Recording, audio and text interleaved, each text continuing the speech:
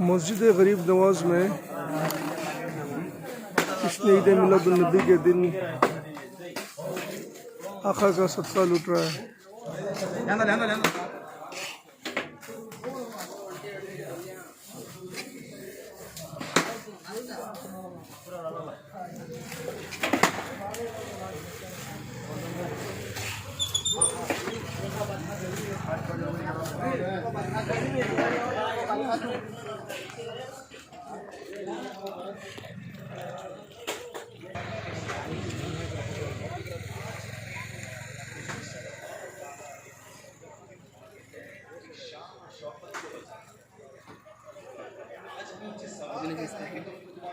کیسی ہوئی کہ تم حضور صلی اللہ علیہ وسلم ہم ان سے یوں ہی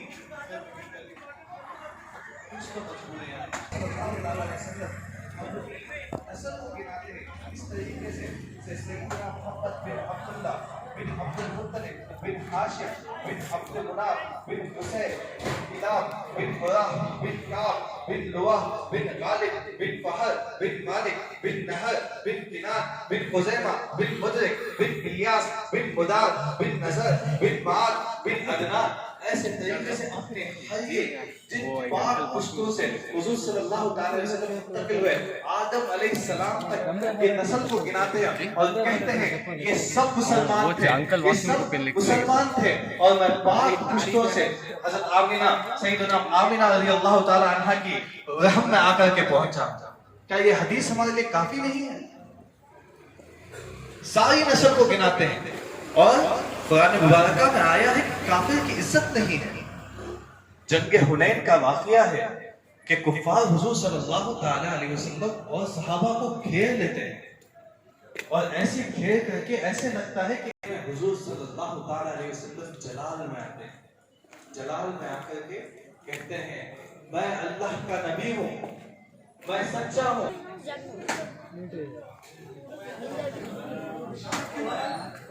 حضور صلی اللہ علیہ وسلم نے فرمایا قیامت کے دن میں اللہ کی بارگاہ میں سفارش کروں گا، اے اللہ جو لوگ موحد ہیں جنہوں نے صرف لا الہ الا اللہ پڑھا ہے۔ یہ حضور صلی اللہ علیہ وسلم کی ولادت سے پہلے کی بات ہے، ولادت کے بعد تو حضور صلی اللہ علیہ وسلم فرماتے ہیں حدیث مبارکہ میں قیامت کے دن میں اللہ کی بارگاہ میں سفارش کروں گا، اے اللہ جن لوگوں نے تیرا کلمہ پڑھا لا الہ الا اللہ تو مجھے ان کی سفارش کرنے کا بھی موقع۔ تو اللہ تبارک و تعالیٰ فرمائے گا اے محبوب تمہیں ان کی سفارش کرنے کی کوئی ضرورت پڑا ہے، سب کو میں جنت میں داخل کروں گا۔ یہ میرے آقا صلی اللہ علیہ وسلم کے والدین کی شان۔ میں ایسے کتنے واقعات بتاؤں، یہ تو میں حدیث مبارکہ سے بتا رہا ہوں۔ اب تھوڑا لاجیکلی سوچتے ہیں، تھوڑا سوچتے ہیں کہ حضور صلی اللہ علیہ وسلم کے ازواج مطہرات کتنے ہیں؟ کوئی بتائے کتنے؟ کوئی نام بتا سکتا ہے؟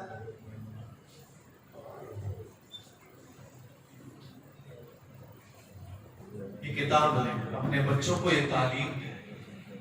کچھ نام یاد ہوں گے، کچھ نام یاد نہیں ہوں گے۔ بہرحال میں اپنے ٹاپک سے ڈائیورٹ ہونا نہیں چاہتا۔ حضور صلی اللہ علیہ وسلم نے فرمایا اللہ نے جتنے بھی ازواج میرے لیے منتخب فرمائے ہیں وہ سب جنتی ہیں۔ اللہ کو یہ پسند ہی نہیں کہ حضور صلی اللہ علیہ وسلم کے ازواج جہنمی ہو، تو اللہ کو یہ کیسے گوارا ہو سکتا ہے کہ حضور صلی اللہ علیہ وسلم کے والدین جہنمی ہو؟ سوچنے کی بات، لاجیکلی سوچنے کی بات کر رہا ہوں۔ اب آئیے میں آپ کو چند فیکٹس بتاؤں کہ حضور صلی اللہ علیہ وسلم کے جو فیملی ٹری میں آتے ہیں ان میں جا کر کے کون ہے۔ اب آئیے حضور صلی اللہ علیہ وسلم کے والد کا نام کیا ہے؟ حضرت عبداللہ، اور والدہ کا نام آمینہ۔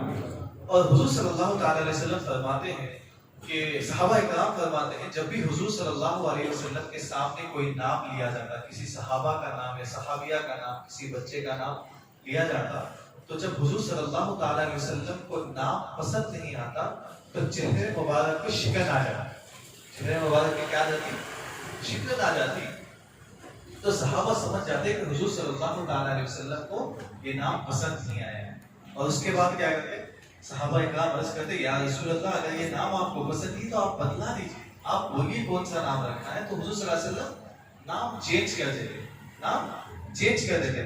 اب آئیے حضور صلی اللہ تعالی وسلم کے جو ساتھی ہیں، ہم نے تو یہ جان لیا کہ ازواج مطہرات جنتی ہیں. اب جو ساتھی ہیں ان کے نام دیکھتے ہیں، ان کا میننگ دیکھتے ہیں. میں یہاں پہ لاجیکل ریزننگ دے رہا ہوں، آپ لاجک سے تھوڑا سمجھیں.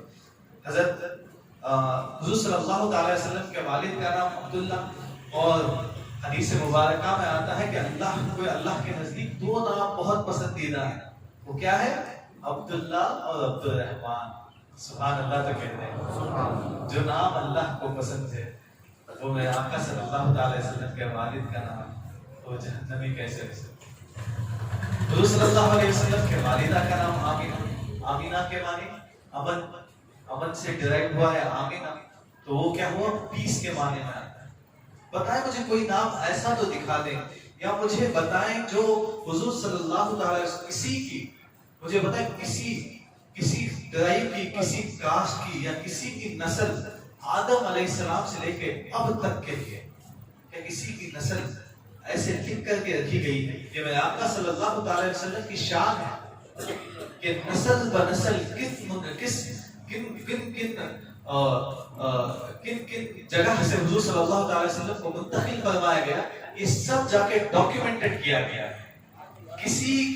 کسی کی نسل یہاں پہ باقی نہیں رہے گی، میرے آقا صلی اللہ تعالی وسلم کی نسل باقی رہ جائے گی. میرے پیارے آقا علیہ الصلوۃ والسلام کے پیارے دیوانوں، آگے دیکھیں کہ حضور صلی اللہ تعالی علیہ وسلم کے دادا کا نام عبد المطلب، اور عبد المطلب کے تعلق سے آتا ہے کہ اس کا معنی پاک کیا ہے؟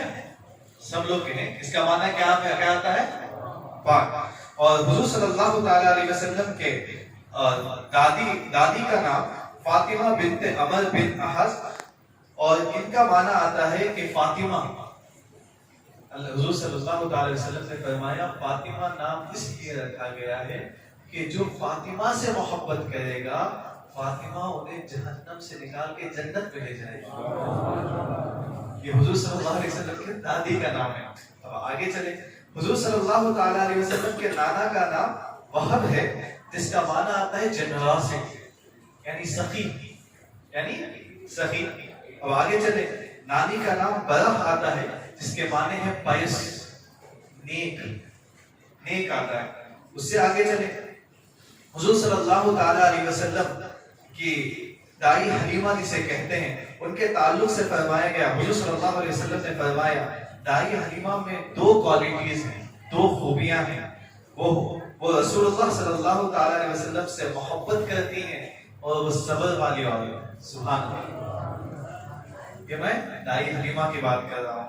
اب آگے بڑھیں، ایک دائی ہے حضور صلی اللہ تعالی علیہ وسلم کی، وہ فرماتے ہیں کہ آپ میری ماں کے بعد میں آپ کو اپنی ماں کا درجہ دیتا ہوں. یہ سب حضور صلی اللہ تعالی وسلم کے آس پاس کے افراد، صحابیہ. اب ان کی نسلوں میں بھی جائیں گے تو انہوں نے بھی ایمان قبول کر لیا.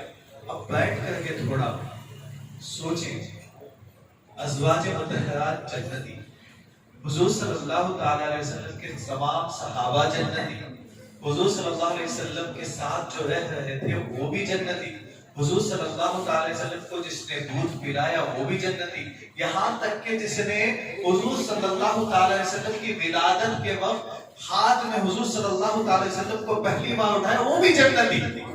اب یہ سب جنت میں ہیں، اور کوئی کہے کہ حضور صلی اللہ تعالی وسلم کے صرف والدین جہنم میں، کیا ماننے کی بات ہو؟ معاذ اللہ رب العالمین. میرے پیارے آقا علیہ الصلوۃ والسلام کے پیارے دیوانوں، اور ایک حدیث مبارکہ عیسیٰ علیہ السلام کے تعلق سے میں کہوں کہ حضور صلی اللہ تعالی علیہ وسلم نے فرمایا کہ کسی شخص کے انتقال ہو جانے کے بعد اسے تین چیزیں نفع پہنچاتی ہیں. پہلی چیز وہ صدقہ جو اس نے کیا، دوسری چیز اس کی نیک اولاد، اس کی نیک اولاد اسے نفع پہنچاتی ہے. یہاں تک کہ فرمایا گیا کہ ایک شخص شرابی تھا اور اس کے مرنے کے بعد اس کے بیٹے کو قرآن کا علم حاصل کرنے کے لیے اسے مدرسے میں ڈالا گیا. جب بچے نے بسم اللہ الرحمن الرحیم پڑھا تو شرابی کی مغفرت ہو گئی. یہ بچہ نیک ہونے کی نشانی ہے. ہمیں بھی چاہیے کہ ہم اپنے بچوں کو نیک بنائیں، انہیں قرآن کی تعلیم دیں، اسکول ایجوکیشن دیں، لیکن انہیں قرآن کی تعلیم دیں. بہرحال میں یہ حدیث مبارکہ پیش کر رہا تھا کہ صدقہ اسے نفع پہنچاتا ہے اور اس کے نیک اولاد اسے نفع پہنچاتے ہیں. اگر میں اس حدیث کو سامنے رکھ کر کے حضرت عبداللہ کی زندگی کو دیکھوں تو کیا نیک اولاد اللہ تبارک و تعالیٰ نے عطا کی، جس نے ساری دنیا کو اندھیروں سے نکال کے اجالہ میں لے کر گیا. سبحان اللہ. ویسا اولاد عطا کیا اللہ تبارک و تعالیٰ نے، اور ویسے اولاد محمد رسول اللہ کے والد جہنم میں کیسے جا سکتے؟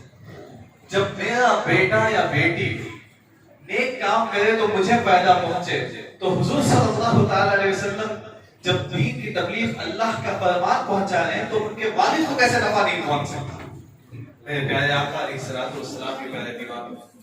لیکن اہل حدیث حضرات جو ہیں وہ حدیث بھی پیش کرتے ہیں.